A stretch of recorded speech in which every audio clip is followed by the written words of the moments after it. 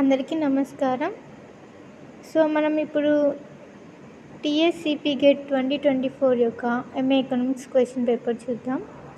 Questions ఎలా అడుగుతున్నారు, students ఎలా ప్రిపేర్ కావాలి, ఏ క్వశ్చన్స్ ఏ టాపిక్ నుండి ఎలా అడుగుతున్నారో మనం తెలుసుకుంటే ఇంకా మార్క్స్ మంచిగా స్కోర్ చేయడానికి మనకి ఆపర్చునిటీ ఉంటుంది. కొన్ని క్వశ్చన్స్ చూద్దాం. ఫస్ట్ క్వశ్చన్ వచ్చేసి the theory which explains how the relative prices of goods are determined is called. Options: financial economic theory, development economic theory, microeconomic theory, welfare economic theory. మనకు తెలుసు relative prices అనగా ఈ terminology మనం గుర్తుపెట్టుకోవాలి. Relative prices అంటే it comes under micro economics.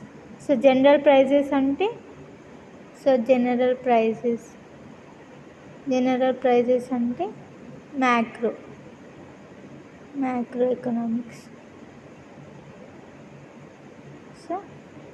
Macro economics కిందికి వస్తుంది. ఇక్కడ మనకి ఏం అడిగారు, జస్ట్ రిలేటివ్ ప్రైజెస్ అన్నారు కాబట్టి మైక్రో ఎకనామిక్స్. సింపుల్, చాలామందికి తెలిసి ఉంటుంది answer. The second question: solving the problem of allocating scarce resources so as to achieve the greatest possible. ఇదేంటి మనకి స్టార్టింగే తెలుసు, ఎకనామిక్స్ చదివే వాళ్ళందరికీ ఏమైనా ఉంటుంది. Most basic question or basic problem that is associated with economics study is allocating the scarce resources. We all know that. అంటే మనకు తెలుసు ఏంటి, మన వాంట్స్ అనేది అన్లిమిటెడ్గా ఉంటుంది, బట్ వేరియస్ రిసోర్సెస్ అనేది లిమిటెడ్ అన్న స్కేర్స్ అన్న ఒకటి. ఈ ప్రాబ్లం వచ్చేసి ఏమంటారు, ఏంటిది, to achieve the greatest possible of satisfaction of wands. మిగతా ఈ options production of services, satisfaction of services, satisfaction of wealth ఇవేవి కాదు. ఆప్షన్ వచ్చేసి satisfaction of wands. Let's go to the second question. Third question. The study of economic system or economy as a whole lies outside the domain of. ఈ ఒక్క question కొంచెం discrepancy ఉంది. ఎట్లా అంటే ఈ రెండు ఆప్షన్స్ ఇచ్చారు మనకి, ఏది పెట్టినా కూడా కరెక్ట్ అని. అదేంటిది, హోల్. ఇక్కడ ఈ వర్డ్ మనం terminology, again the terminology is very important in economics. Whole అంటే ఏంటిది, జనరల్గా మనం హోల్ అనే వర్డ్ ఏం వింటాం, మ్యాక్రో. కానీ ఇక్కడ ఏమన్నాడు, లైట్స్ అవుట్ సైడ్ అని అన్నారు. ఏమన్నారు, lights out side. Out side అంటే మ్యాక్రో తప్ప మిగతావి. ఇక్కడ మనకి ఆప్షన్స్ ఏమేమి ఇచ్చారు, మ్యాక్రో తప్ప, పబ్లిక్, మ్యాథమెటికల్, మైక్రో. మనకు మ్యాక్రో అని తెలుసు, ఇది ఒక్కటి అవుట్ సైడ్ అన్నారు కాబట్టి అవుట్ సైడ్ కాబట్టి ఇది కాదు. అవుట్ సైడ్ కాబట్టి మ్యాక్రో కాదు. మిగతాది మ్యాక్రో, మ్యాథమెటికల్ అని ఇచ్చారు. పబ్లిక్ ఇవ్వలేదు, అదేంటో.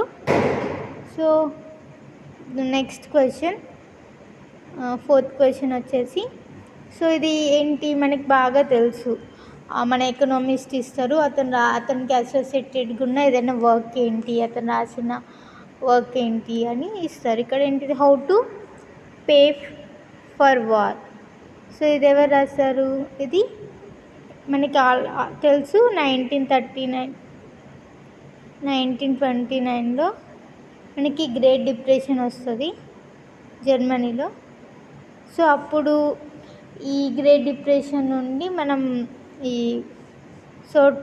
గ్రేట్ డిప్రెషన్ నుండి బయటపడడానికి మనకి తెలుసు జనరల్ థియరీ అని ఎవరిచ్చారు, కీన్స్. పెన్సరీ. అప్పుడప్పుడు ఇయర్ కూడా అడుగుతారు, ఆ జనరల్ థియరీ ఎప్పుడు వచ్చిందని. ఆ year 1936. 1936 or 1939 might be, we have to check again. 1936 అనుకుంటున్నాను.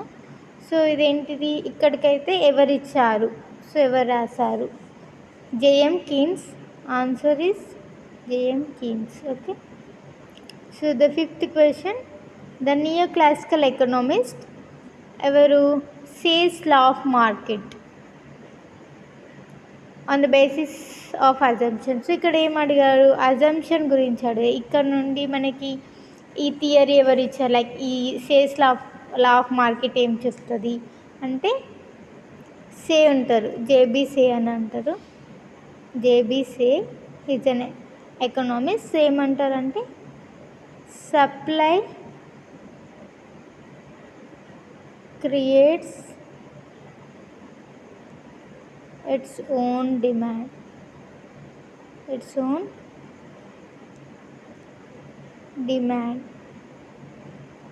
అని చెప్తారు. అంటే మీరు ప్రొడక్షన్ చేస్తూ ఉండండి, ఆ ప్రొడక్షన్లో ఎవరైతే ఇన్వాల్వ్ అయి ఉంటారో like factors of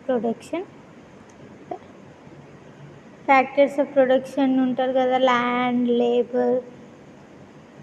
labour capital organisation. So వీళ్ళు ఇన్వాల్వ్ అయి ఉంటారు, వీళ్ళకి ఇన్కమ్ వస్తుంది.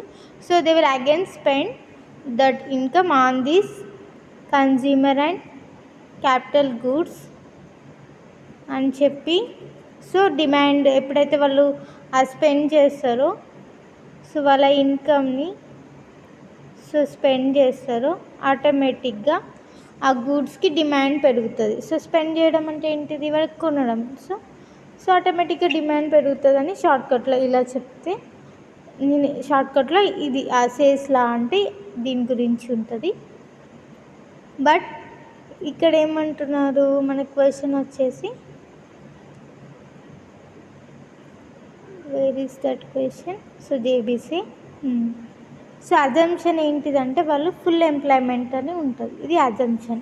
So involuntary of unemployment, voluntary unemployment, లేదా జస్ట్ అన్ఎంప్లాయ్మెంట్ కాదు, ఫుల్ ఎంప్లాయ్మెంట్. అంటే ఎవరైతే గివెన్ వేజ్ రేట్కి who are willing to work at the given wage rate are employed or they got the employment. Okay, so వాళ్ళకి ఎవరైతే విల్లింగ్గా ఉంటారో, okay నేను ఇంత వేజ్ రేట్, ఫర్ ఎగ్జాంపుల్ 800 ఉంది ఒక వర్క్, సో ఈ వర్క్ 8 hours చేస్తే 800 అనుకుంటే, సో ఎవరైతే ఈ 800కి వర్క్ చేద్దాం అనుకుంటారో వాళ్ళందరికీ ఎంప్లాయ్మెంట్ ఉంటుంది, ఫుల్ ఎంప్లాయ్మెంట్ ఉంటుంది. ఒకవేళ టెంపరీ ఎంప్లాయ్మెంట్ ఉన్నా, అది ఒకవేళ అన్ఎంప్లాయ్మెంట్ ఉన్నా కానీ అది టెంపరీ వరకు అని చెప్తారు. సో మళ్ళీ సో అది లేబర్, సో మళ్ళీ దానికి అగైన్ వేరే ఉంటుంది ఎక్స్ప్లెనేషన్.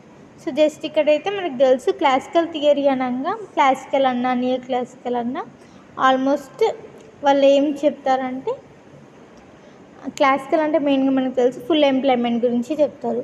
బట్ అండర్ ఎంప్లాయ్మెంట్ గురించి ఎవరు చెప్తారు? So this is the question. If anyone knows please do comment. So full employment ఉండదు ఎకానమీలో. సో ఫుల్ ఎంప్లాయ్మెంట్ అనేది రేర్ కేస్ అని చెప్తారు ఎకానమీలో. సో ఫుల్ ఎంప్లాయ్మెంట్ అనేది rare case. So under employment మనం చూస్తాము అని చెప్పేది ఎవరు? Who is that? So then today, so these are the 5 questions. So ఇంకా రిమైనింగ్ క్వశ్చన్స్ తర్వాత చూద్దాం నెక్స్ట్ వీడియోలో. So if you like it then please share to your friends so that they will also gain the knowledge. And that's all. Bye.